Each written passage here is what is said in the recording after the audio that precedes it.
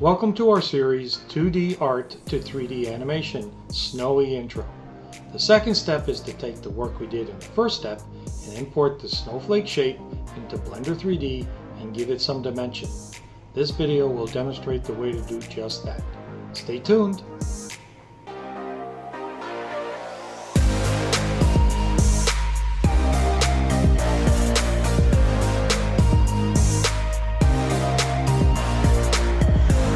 Hello, this is George at Fitulin.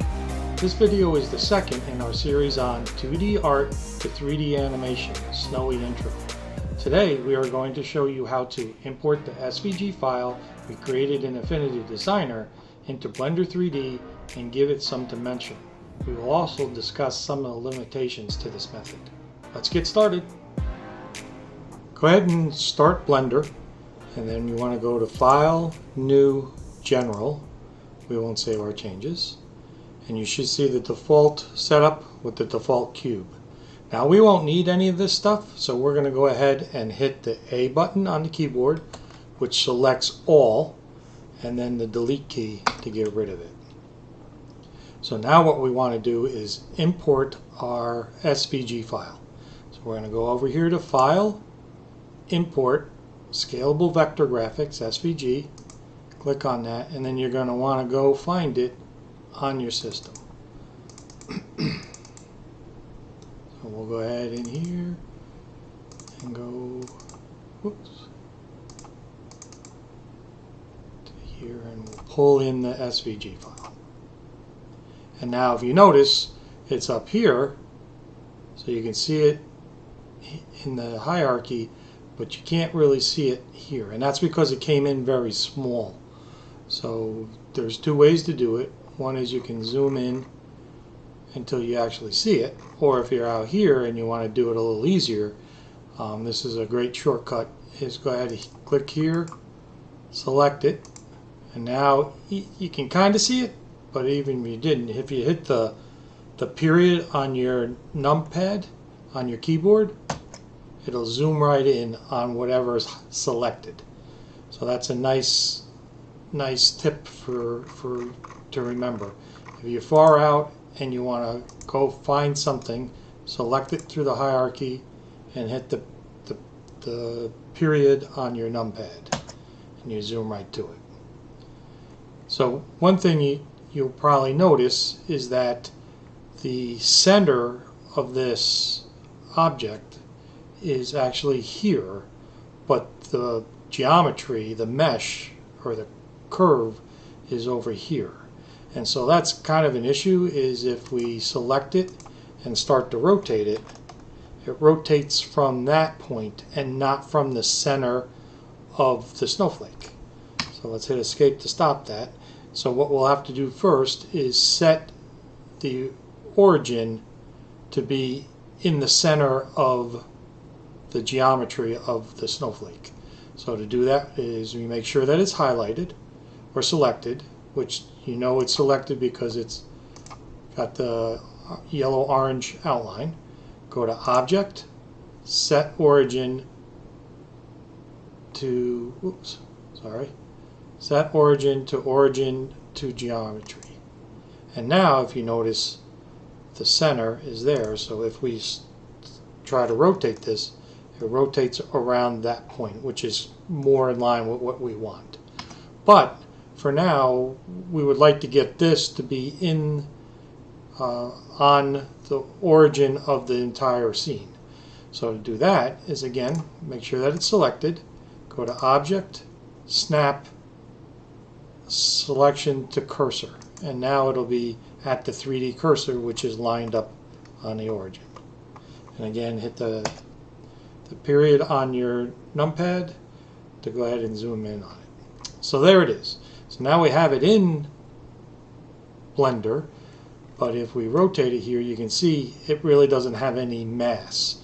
It doesn't have any dimension at all. It's really just a flat plane. So to give it some, we'll go over here to its Object Data Properties, go to Geometry, and in Geometry we can extrude it. And so now you'll have to play with this depending upon the size and how large you want it. but I'm believing mine's probably about 0.002. On here, 0.02. Oh, I turned off my numlock. 0.002. Hit enter. And you can see now we have some thickness to it, which is exactly what we want. So if you notice though, they aren't beveled. So they're straight edges. And so if we want to add a little bevel, luckily there's a setting for bevel in here, and we can go ahead and make this 0.002 as well. Hit enter. Now if you notice, beveling adds to the geometry, so it doesn't take the existing thickness and bevel off of that. It adds to it. So you take your original extrude, which is through the center effectively, and we've added a top and a bottom of that thickness. So you have to be careful with that as you play with the numbers. One thing you will notice is that it is really a fillet, is that it rounded it. If you really wanted it to be a bevel, a true bevel, the way to do that is to go down to Active Spine, click on Smooth to deactivate it, and now you can see it's more square cuts without the rounding. And if you go to the resolution under bevel and set it to 0, you now get one true bevel. And so that looks kind of cool and pretty cool. You'll have to decide what you want for your design, but I like it for our instance to make that smooth. And let's bump this back up to 4. Oops, sorry, to 4. And there you have it. So that's how it looks. So let's go through that again. So what we'll do is grab it. So grab this item, highlight it, hit G to grab it, and if you hit Y, now you're going to slide it only in the Y direction. And we'll just slide it over here out of the way for now, and we'll do this whole process again. So we're going to go to File, Import, SVG, and let's choose a different one, and we'll import that. And now if I scale back, this one is much larger. So let's go ahead and move this some more. So grab G and the Y, and that locks it so it only goes in the Y direction. We'll move it over here for now. So if you notice, this comes in the same way. And the reason it comes in this way is that when we created it in an affinity, remember that 0, 0 on the affinity was up in the corner, and we drew this in the center of our screen or our VGA settings or the size. So we drew this in the center, but the corner is really 0, 0. So it came in that way. So we'll just need to change the orientation and center. So what we'll do is grab this again, go to Object, set the origin to geometry.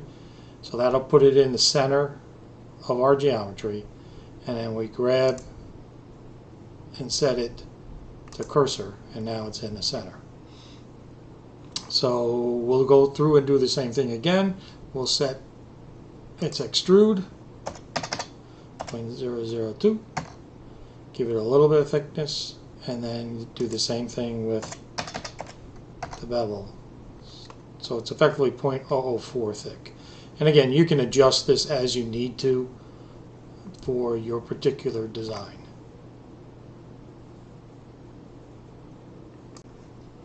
Okay, so let's cover some of the limitations. So if we go back to this, and I go back to its object data properties, and I decide I want to increase this depth of the bevel to let's say something larger, 0.2. Whoops. What you get is this. This looks pretty cool, but you can tell just by the shader that there are many interior nodes which will mess up your render in the end. So you really don't want this, but it is pretty cool. So let's go ahead and undo this. So Control Z to undo it. Oops, undo, Control Z to undo it. So you might think, okay, let's try using modifiers. So let's go clear this out, the extrude and the bevel. And if we look at it, now we're flat again. And let's go add modifiers. So we'll just go to the wrench, which is modifiers, and add a solidify modifier. Uh-oh. It looks good, except that now we have this artifact added to our mesh. So we can't do it that way. So we'll have to try something else. So let's undo that and try something else. So we'll go into edit mode and we'll try to extrude and bevel it there. So when I grab it, you can see I have all the points, all the nodes that we had in Affinity Designer. But if you notice, I can't extrude or bevel. I don't have those tools. And the reason you don't have those tools is because it's still a curve. It's not a mesh. So we'll have to go back to object mode. And then in object mode, if you go to object, convert, you can convert it to a mesh from a curve. So we'll go ahead and click on that. And now if I go back into edit mode, suddenly I have all the tools that I need or normally have. However, if you look, there is an issue, is that the faces, the edges that get created by that conversion are kind of now off. It's made triangles out of all, it tried to make triangles from all the vertexes. And so some of them worked out nice, like this one. However, if you look at this long stem, you have a lot of edges out of that one vertex, and that will cause problems. But let's go ahead and see what happens. So what we'll do now is we're going to extrude it. So first thing we have to do is grab all the points. So with it here, you can hit A to grab all the vertexes, and now we can do extrude, and we pull up on this, it extrudes. Now if you notice, we didn't get that artifact like we did with the modifier, so that's good. So far so good. So we spin around and look at it, it all looks pretty good. You can see now all the edges still are there. So let's go ahead now and add a modifier. So maybe we'll add the bevel modifier. And if you notice, it doesn't do anything. It just doesn't apply it. It will if you do the vertexes. So it'll push back the vertexes, but it won't do the edges. So that won't work. So we'll go ahead and remove that. And so now we'll try just doing it on the points. So again, click all to grab all of them. Go to the bevel, and if we pull on this, you'll see it starts to bevel. However, if you look, you see anomalies again happening. So if we zoom around here and look, you can see these anomalies happening. And again, that's because the faces that get created during the conversion simply don't line up like they should, like you'd expect them to. So I know there's other ways of doing this. There's other tools, add-ons to do the conversion for you. Perhaps they do a better job. I to be honest, have not investigated those yet. Maybe I'll do another video actually doing that. But you can see that there are limitations to this.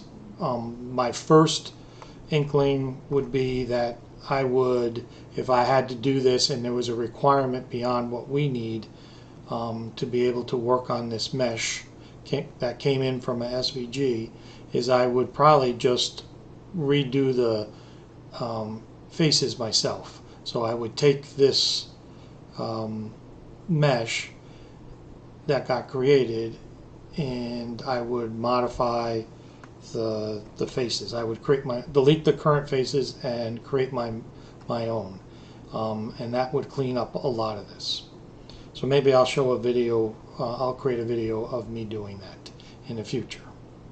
But anyway, this is how to bring them in, and then for our purposes, the extrude and bevel that are part of the object data properties are more than enough for what we need to do with this snowflake.